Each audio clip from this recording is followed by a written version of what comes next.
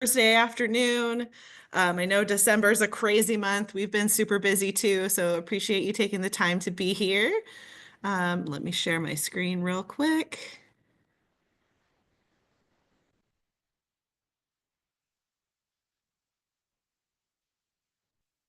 All right.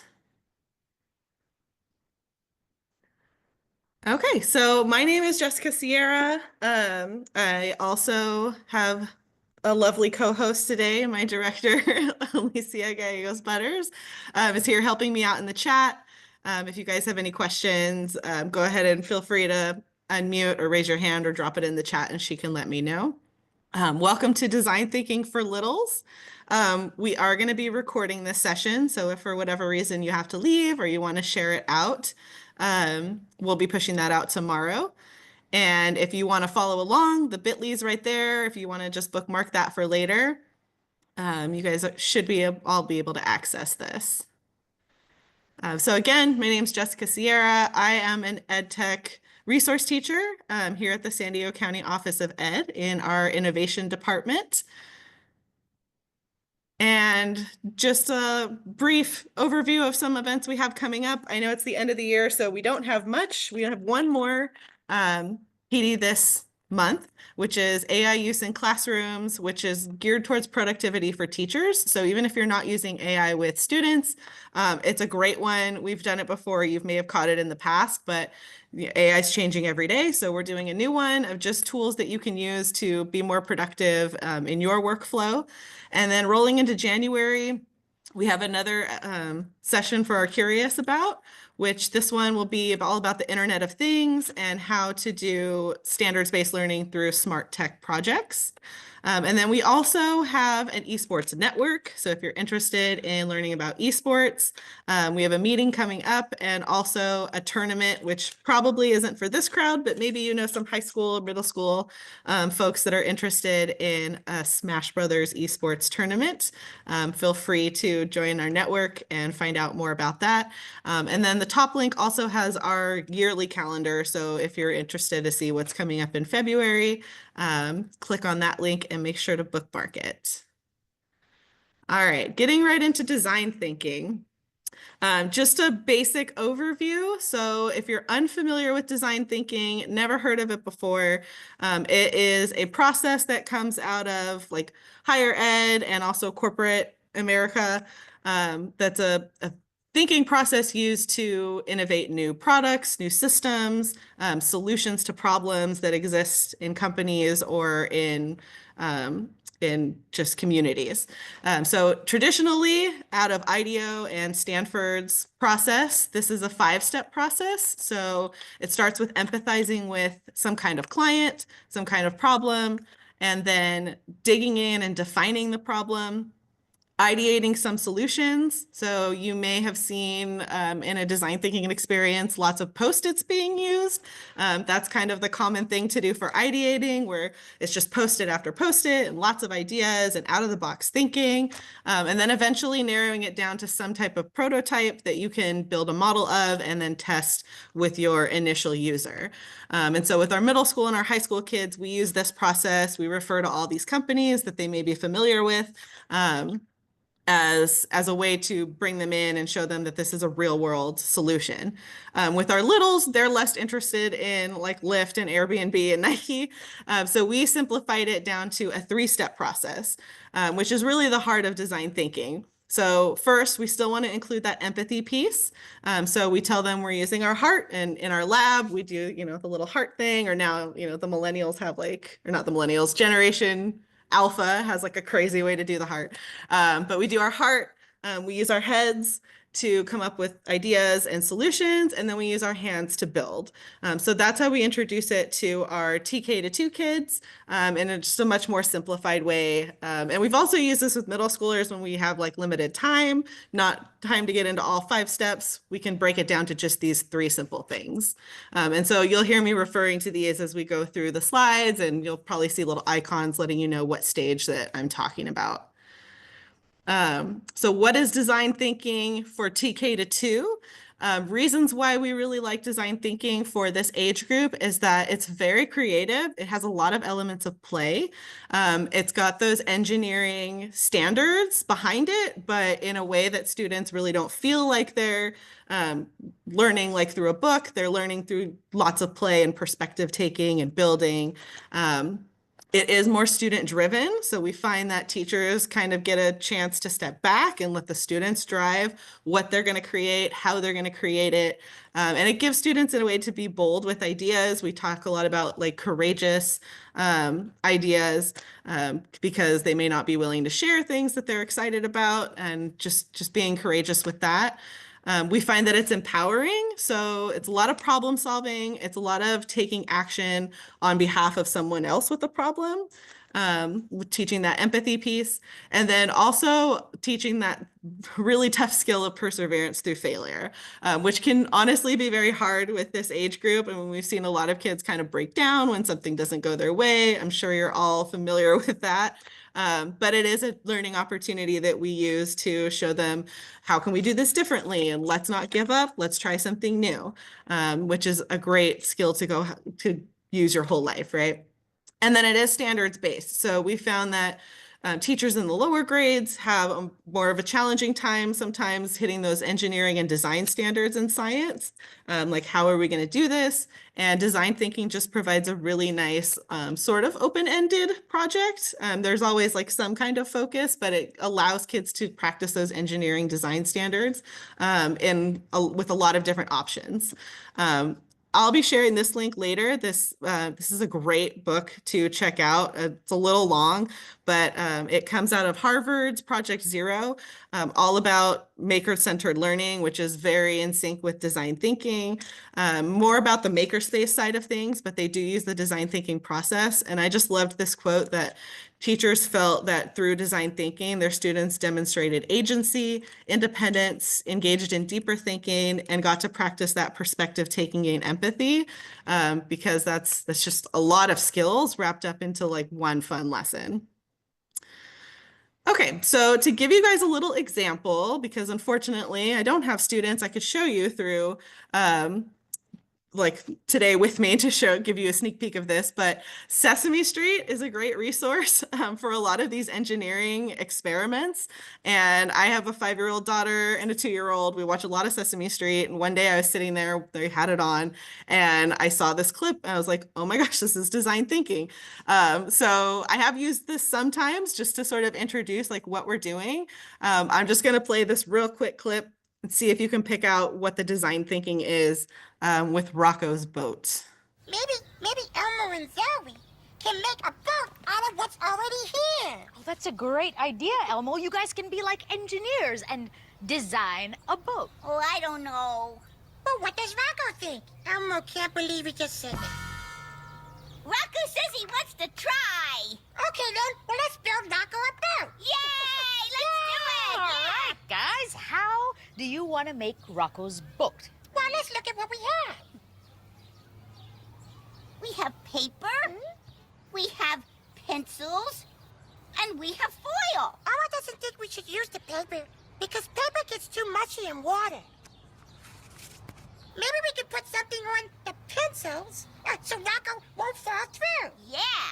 hey, and maybe we could wrap the pencils on each side of the foil. Yeah.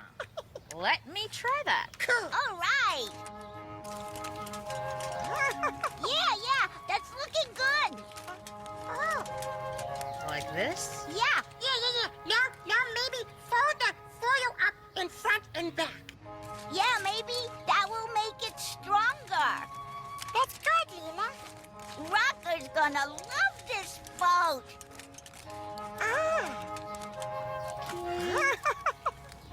Haha, look at that. It even looks like a boat. Cool. Wait, now let's put it in the water. Yeah. All right. Oh boy, oh boy. Ooh. Cool. Now put Rocco on top. Yeah. Come on, Rocco. Good luck. It's working! Rocco's floating! Okay, so you get the idea. It's a much longer episode. We kind of missed the empathy piece in the beginning because it's a whole song and dance that I will spare you. But if you're using it with students, it's a great way to have them kind of check, what's the empathy part? What's the heart? Where are they using their heart? They're trying to understand Rocco's problem. Where's the ideating part? They have a limited amount of supplies that they need to work with. They had to come up with different ways to use it. And then the building part with the hands is when they built it, and then testing it by putting Rocco in it, and it floats. Another clip that's great if you want to check it out is this. It's similar. It's Murray Experiments with Boats. It's a little bit more on like the tinkering side than full on design thinking, but it still has the same elements of like limited materials, trying new things. How can we look at foil in a different way to make something new? So that's another great one to check out. And I have some more resources and lesson plans that go along with both of these in the speaker notes if you're following along on the slides. Maybe Elmo and Zoe. Skip those. Okay, so the title of this session is Storytime Design Thinking, which adds a little bit of a spin on it because it was really important to me to incorporate that literacy piece. And I felt like teachers would gravitate more towards design thinking if it looked similar to stuff that they do already in class. So what we do in our lab is literacy based. We use a bunch of different books. I have a book list here that's sort of always in progress. We're always adding to. If you find books that you use, feel free to reach out and let me know. I love to hear back from teachers and add more books to the list. But basically any book with a problem will work. And so one we use a lot is Iggy Peck Architect. If you're unfamiliar with the questionnaire series, they're great. There's also Rosie Revere Engineer, which we use in our robotics lab, but it's also great for design thinking. And in this book, see if we can put it up there. He likes to build, and the problem is he needs to build bridge. And so then obviously the project is kids building bridges. Also great for design thinking is the How to Catch series. So we have a bunch of these. We have how to catch a unicorn, how to catch a leprechaun, how to catch a mermaid. There's lots of how to catch series. There's also like a ready to catch, which is very similar. And I've also seen like anthologies that have a whole bunch of these stories in one. All of them involve kids setting traps for these like mythical creatures. But it's great to provide a subject for that perspective taking. What do unicorns like? How would you go about setting a trap? Or more person-based, like Iggy Peck Architect, what's this person's problem? So they can start practicing that empathy that really begins to develop around that TK age. Also, it's practicing those 4 C's of STEM. So there's critical thinking involved. They have to communicate between partners, between pairs, between groups. They may have to collaborate. We usually do singular builds in TK and K, but definitely by first and second, they're ready to collaborate. And absolutely the creativity and innovation is there. All right, so we're gonna go through a little bit of my lesson that I do at the labs here, and just see. I'm not going to force you guys to build anything, but just to see if you can call out the different pieces and what this might look like um, in a classroom lesson. So first, we're going to start with our hearts. And the book that I always use, which is a really easy lift that most kids are familiar with, are the Three Little Pigs. Oddly enough, it's really hard to find a copy of the Three Little Pigs that is just the Three Little Pigs and not like a different perspective. But I have found some interesting design thinking lessons on like how you would design for the wolf and maybe take the perspective of the wolf. So that's a totally different topic that I have some resources for later. But take about 3 minutes and sorry, 2 minutes. And I just want you to try to recall the Three Little Pigs, look it up if you need to, and drop in the chat, like, what is the problem in the Three Little Pigs? If we were doing a design thinking challenge, what is the problem that we would have to solve? And I'm working on my wait time, so I'm going to give you guys 2 minutes to drop that in the chat.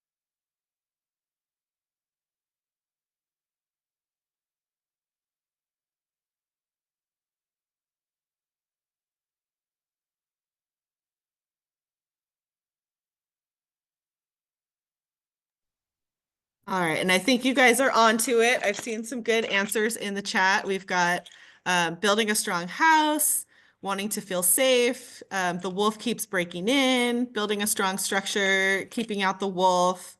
You guys are all on the right track. The house was not secure. So then typically in design thinking, you want to have a problem statement, and we put this like large on the board, or for the kids that know how to write for second grade, we have like a graphic organizer that they use that I've also linked in here, where they can write their own, and then we discuss it as a whole group and come up with one problem statement.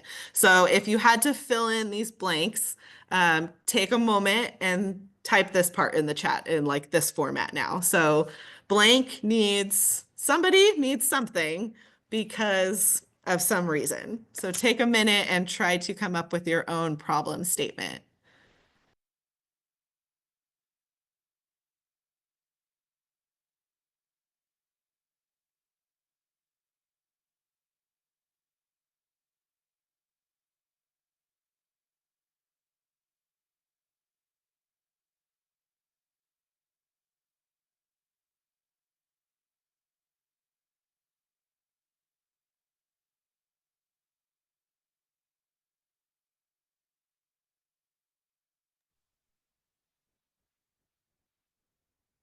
Yep, great, Casey. Good job, Ashley. Three little pigs need a way to keep the wolf out because he keeps trying to eat them. The pigs need a safe structure because there is danger outside. Similar, the pigs need a strong structure to protect them from the wolf who's trying to get them. Awesome. And this is totally doable for TK age kids. They get it right away. We may have to work on like the wording a little bit, but they're very fast. Everybody understands the problem with the three little pigs. Okay, so after we've used our heart, we know what the problem is, and now we are going to ideate some solutions. At this point in my lab, the kids have been sitting a long time because we've read the story together, we've done the empathy part and done the problem statement. So I like to throw in a little movement break, which I'm sure if you're in the classroom day to day, you feel the pain. You definitely have your songs lined up, right? But in case you haven't seen this one, this is another one from Sesame Street that has a little dance to it, has some hand movements so they can move around a little bit. They can listen to the song and get up and get the wiggles out. But it's totally in line with what they're about to do next, which is the ideating phase. So I won't play the whole thing, but I'll just play the first like 10 seconds so you can hear kind of the You hook. will not believe what you can find at Michael's this holiday. And we have to sit through a Michael's thing. There we go. And you're wondering what to do. Listen up, 'cause I have some advice for you. When there's a problem to solve now, what do you say? You say, I wonder what if, let's try. I wonder what if, let's try. Let's try. Okay, so you get the idea. They're wondering, they're thinking, what if we do something else? And then we're about to try it out. So you can use those exact like three phrases as you move into ideating, but it's also just it's just great if you just want to use it for a little break. They get to do the hand movements and they're still in sync with what we're doing for design thinking. Okay, so now we're ideating, and even in our upper grades, we like to help the kids out a little bit and really think through like, okay, what does this house need? We know the problem. We need a strong structure. We need protection from the wolf. What are some elements in our house that we would need? So again, I'll give you like 30 seconds. Consider, what things failed in the story. We know straw didn't work. We know, what was the other one? Bricks worked well. So what works, what doesn't? What are some elements that we might need?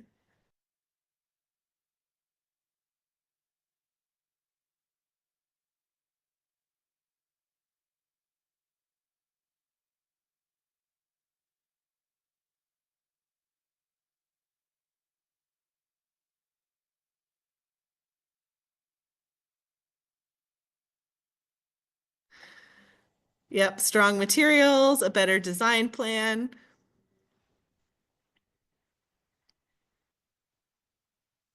perhaps not rushing to build, a sensor to alert the wolf is coming. Great. Yeah. So we try to guide the kids to like something specific. So like we might even just start with basics, like it needs windows, it needs a very strong door. If we're getting more innovative, we might need a sensor. We might need like lasers on the outside or something. But like really concrete things that they could potentially build. And then we get them into drawing their house. So generally we'll make some kind of anchor chart, or we have whiteboard walls. So we'll just be writing on the board. We need sensors, we need windows, we need doors, we need a moat around the house, like something to keep it protected. And then the kids can really choose what they want to do or add more. But we have them draw out their house first. For TK and K, one drawing's pretty much all you're going to get out of them. For first and second, we'll challenge our kids to draw three different versions of whatever they're trying to build. So 3 different bridges, maybe 3 different houses. And then we'll combine that with some collaboration, like share with a partner, talk about what you drew, and then they may move into groups and draw one final design. Or with the TK and K, we might get them to talk to a partner and then come back and add a little something to their house, but really one drawing is all you're going to get out of them, which is fine. And then that wraps up the first 3 stages. So now we have the empathy piece. We've defined our problem with the problem statement and talked about what makes a house. And then we have our ideas all up on the board for us to draw from. And then the last part is the fun part, the hands-on prototype and testing. So at this point, we would give them time to build. You know your students best. Typically, TKK has less stamina for building something than maybe the first and second graders can go like 20, 30 minutes. TKK, we keep it around like 10, 15 minutes, kind of gauge the energy in the room. But we give them time to build. And before we get into building, we really emphasize, especially with the lower grades, the idea of building like in 3 dimensions. So that was one problem we encountered right away, is when we're like, go build. And we saw a lot of kids building flat. So they're building, they're designing a house with popsicle sticks, but it's on a tabletop. And so it took some kind of like pre-teaching, some modeling before to show them like, hey, if we use some clay or if we tape these popsicle sticks together, you can build a house up with like a roof on top. And then they kind of get it. And then that's actually a kindergarten math standard, is learning about 2D versus 3D objects. So it played right into what we wanted to teach for standards, just through being able to build a house and talk about what's a square versus a cube, what's a circle versus a sphere, and then be able to really see it in a tangible way. So I won't make you guys build a house, but I do have some pictures of what we built. So again, we have lots of different materials. Design thinking doesn't have to be costly. Definitely use what materials you have around. Any kind of art supplies, save your recyclables. You can see we have like a Pop-Tarts box. We've got lots of pipe cleaners, old folders, cardboard from Amazon boxes. For the little ones, we break them down into smaller pieces first. But for first and second grade, there are like cardboard cutters that are kind of like butter knives. They won't really cut you, but they do cut the cardboard. So that's a good tool to have. There's lots of other makerspace things out there, and I have resources for that later. Plates, utensils, anything you have laying around, like a teacher's lounge or something that you could pull in. All those materials become really interesting when you're building and doing some engineering. And then we get into testing. Who thinks they can come up with a way that we could test this house with not a big bad wolf? What's something that could stand in for our big bad wolf?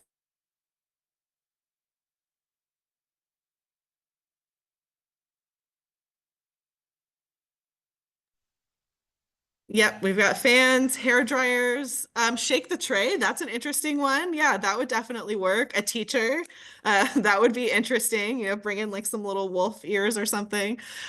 We were actually going to use a hair dryer. That was like an original thing that I had seen in a lesson somewhere. But of course, the day of, the first day we did it, I forgot my hair dryer, but we do have a giant box fan. And so we tested it with our big bad wolf box fan.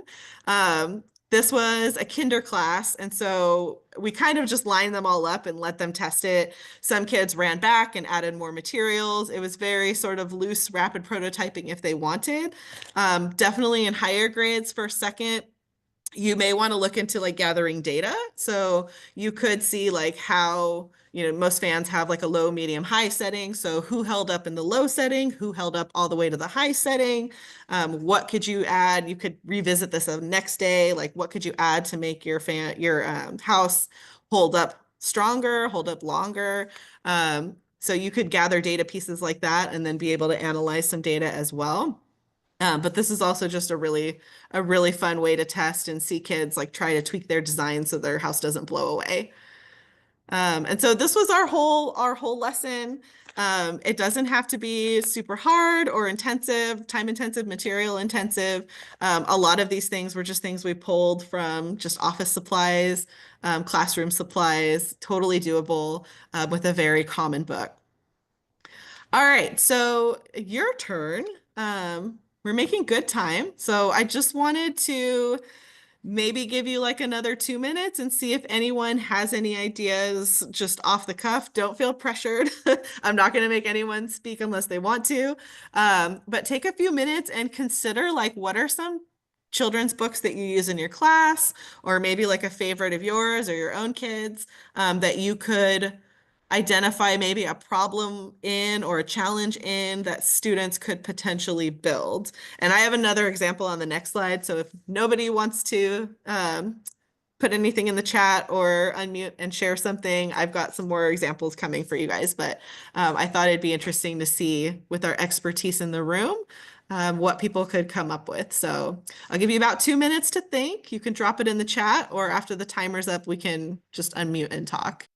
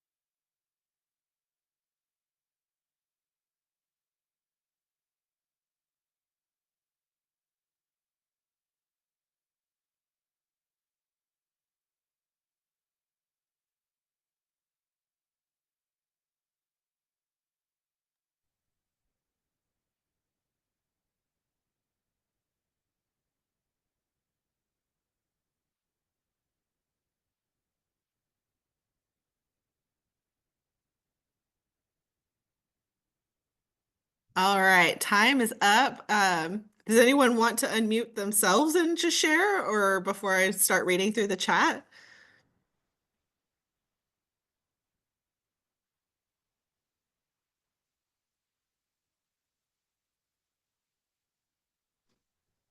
Hi, it's Amy, but I have a little 4-year-old here with me, so Oh, I won't be able no to chat worries. for too long. But I have a link to a lesson for mine using Ricky the Rock with first and kindergartners.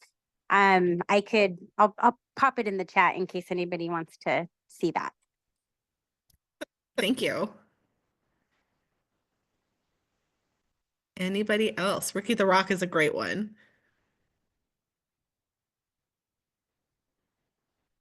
saw some other good ones in the chat. We have oh, Up in the Leaves, another good one. I just recently saw that one and I would love to try that one.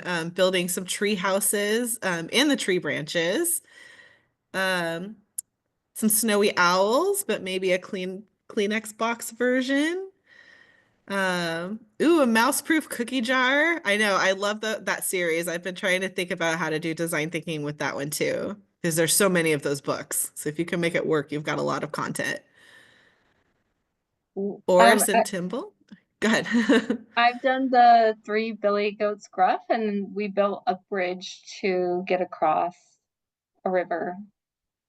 Awesome. Great. So yeah, there's like, once you start looking at books through like a design thinking lens, there are tons of books out there that provide problems. And I'm sure there's more that like the kids will see problems in that potentially we don't even recognize opportunities to build. Did anyone else want to share before I move on?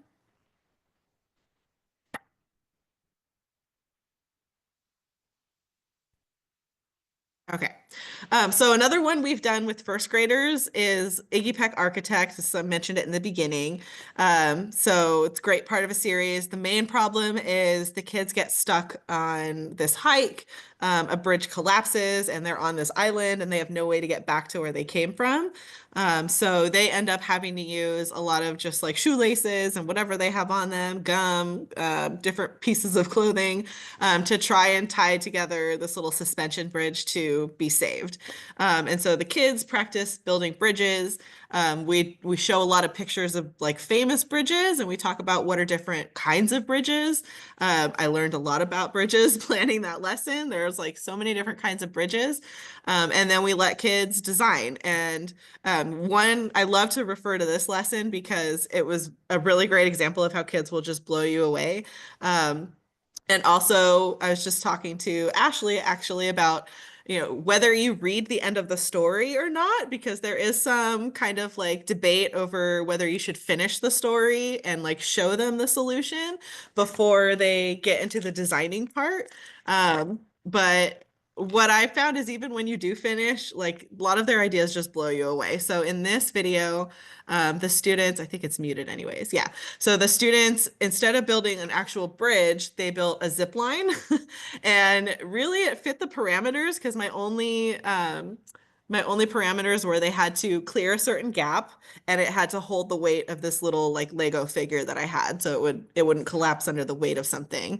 And so with just those parameters, they used some egg cartons and a piece of yarn and built this zip line that would clear the gap, much larger than the gap that I had told them to clear.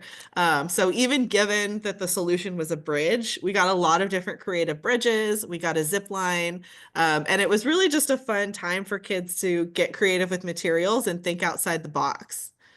Okay, so moving on from just like ideas, here are some concrete resources you can take away.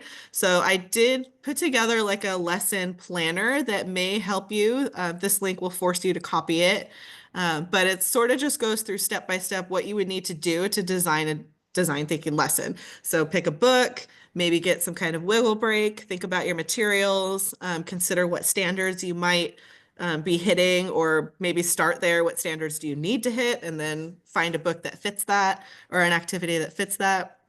And then how you would move through the design thinking stages, and just some things that you might want to consider, like what background knowledge do the kids have?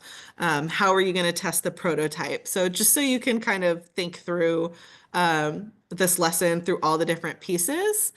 So that could be a resource. I also have just like a blank design thinking template, which is pretty much what I just walked you guys through with the 3 little pigs. So feel free to make a copy of this and share it and just plug in what you need to for your students. A lot of this we're doing with like pre-literate students, so there's not a whole lot of text. It's just kind of more of a guide for you, and then links, like spots to link the videos or any other resources you might be throwing in there. A picture book with a problem. So I have this book list that is ongoing. There are sort of 2 options you can take with design thinking. You can just do some open-ended tinkering. So there are books like, The Mixed Up Chameleon. So I don't know if this will show. And this book is really just about like a chameleon with an identity crisis. He's like trying on all these different animal parts. And so it could be a fun lesson on like designing a new animal. There's not really that like empathy piece or like a problem. So it's geared a little bit more towards that tinkering side, but it is a good introduction to design thinking and engineering and thinking about things in different ways. Also, the If I Built series, there's like If I Built a House, If I Built a Car, and how kids would do it differently. So that's another fun one. And then there are books that are more structured for design thinking, like the Iggy Peck Architect. This is another great one. It's similar to the How to Catch a Unicorn. This is in the book list too, but it's There's a Unicorn in My Backyard. And it's similar, but this girl comes up with like some really innovative ways to catch a unicorn, like with a drone and different like techie kind of traps. So that's a fun one. And then have the kids think of their own trap. But there's all kinds of books on here linked and some ideas on the right side. And then there's some helpful teacher books just about maker spaces and engineering in general. The graphic organizer I mentioned is helpful if you have students that are writing or you want to get students writing, or you just kind of need a space to have them draw.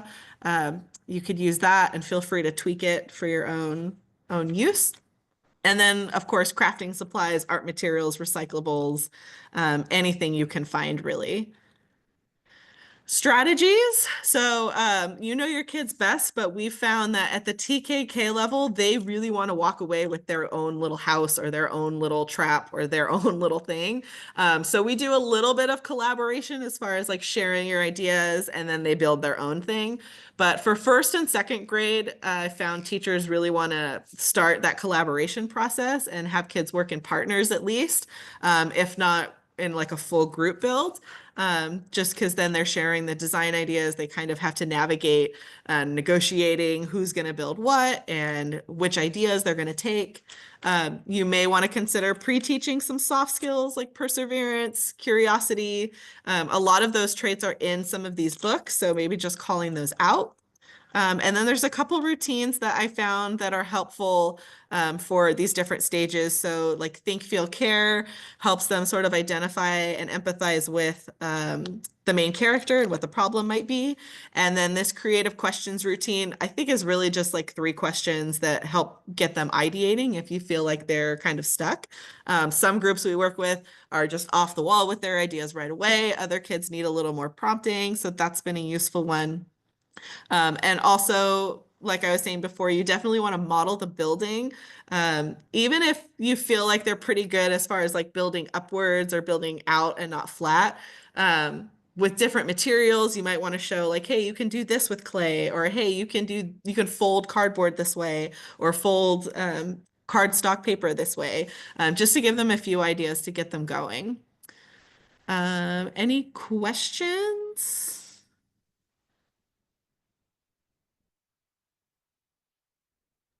The one question I had as far as constraints, with something like the story that you read today and the example that you gave with my Ricky the Rock, I feel like I kind of dragged it on too long. I see students for 30 to 45-minute blocks, and I felt like I could have maybe made them finish. I don't want to say made, but just maybe had a time constraint. What would you suggest for that? And sorry if I missed it when you mentioned that earlier. No, yeah, I was saying I just kind of suggested some because like just the time, like attention span width of like certain levels of kids. But yeah, we have found that when you put a specific time constraint on it, it almost like generates more creativity because they feel that like pressure to get something done. With TK and K kids that have come through, it kind of varies. Like usually we'll give them about 10 minutes and then we'll kind of see like how things are feeling. And sometimes we pause the timer and let them have more time. Sometimes we just start to wrap it up. But yeah, definitely think about like what is your time limit, because we have found even with middle schoolers, like if you give them unlimited time, you don't get as great products as you would think. You would think if they had more time, they would do better, but they don't feel that pressure to do something. So it kind of just peters on. So yeah, good point. I would definitely consider like how much time you want to allot to that. And then you can always give them more if you feel like they're really working hard and you want to give them a little more time. But the limit to set is nice to start with, if that makes sense.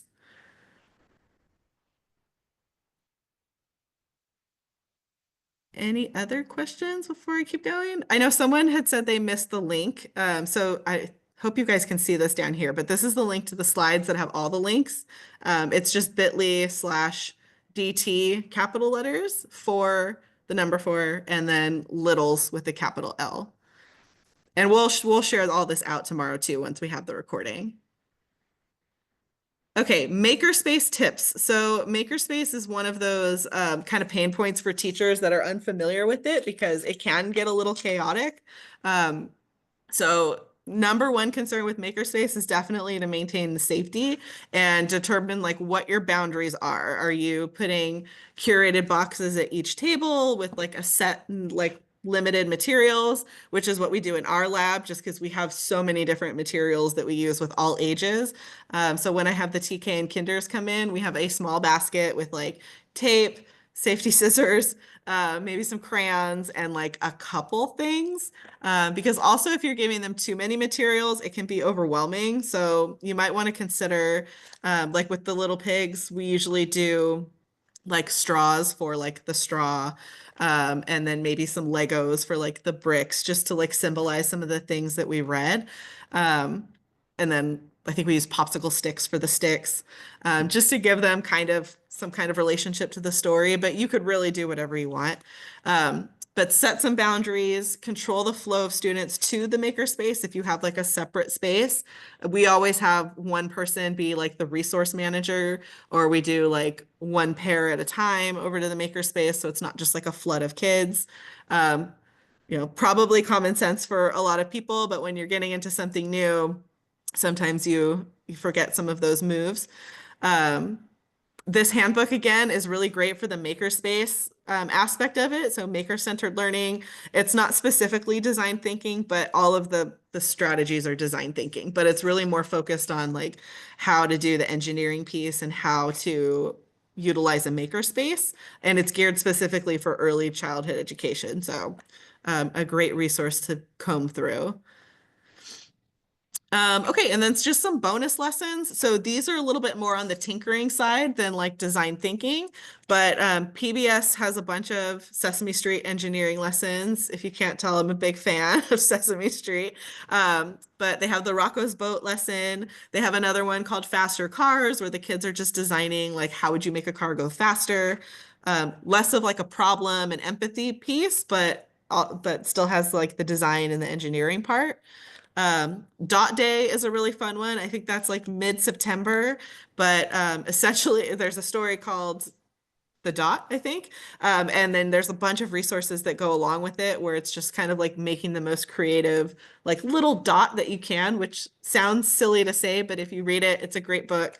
And it's really interesting to see what kids come up with. So again, just a lot of that creative thinking aspect. So this actually could be used as like a warm-up into design thinking, or its own lesson. And then because I teach design thinking at our Linda Vista Innovation Center, everything we do here is connected back to careers, even when we're working with the littles. So I threw these slides in there just in case that's something that you want to incorporate. I know that's not always a focus just in classroom learning, but we do it here. So I have the slides. In every lab that I do with the littles, I always have them make some kind of like uniform piece. So for our design thinking lab, we create a tool belt. It's just a piece of construction paper folded over, but they put their tools inside of it, and we kind of talk about which tool we're using as we move through the lesson. So they've got this little heart scrap of paper, a little thought bubble scrap of paper, and then the hand scrap of paper, and they can put it in their tool belt. We can pull out the tools that we need. So that's an idea if you want to have that like secondary sort of interactive piece. And then we talk about what jobs might use their heart, things like a counselor, a teacher, a doctor, or a nurse. I mean, obviously, these all use kind of all phases of design thinking, but we like to introduce them to different careers as we go. So these are our heart careers, and then you could add in lots of other ones. What jobs come up with different ideas? So what jobs use their brains a lot and the creative ideas, architects, engineers, and more. And then what jobs use their hands. So if the kids really liked the phase where they got to build, then maybe they're interested in things like construction, plumbing, electricians, just as a way to get kids thinking about different careers that are out there. Okay. And then, so your turn. So this is my challenge for you guys, is to check out the lesson planner if that makes sense for you. Check out the slides. I would love to be able to share resources like across the county as people come up with different things. So if you are okay with that and feel willing to share, I did create like an open Google folder where you can drop in whatever resources you have. You can bookmark this and check it out, in the future. There's nothing in there now, but I'll be adding like the Iggy Peck Architect lesson and the Three Little Pigs lesson. But if you have some resources that you'd like to share, please drop them in. I'll also be presenting this in March at South by Southwest, so there's potential to grow like national resources and have a lot of tools for you guys to use. So bookmark that, share if you'd like to. And that's it for me. That's my contact info again and the bit.ly at the top if you guys want to get this, and also our EdTech calendar if you want to join us again. And happy to stick around for another few minutes and answer questions if you have any.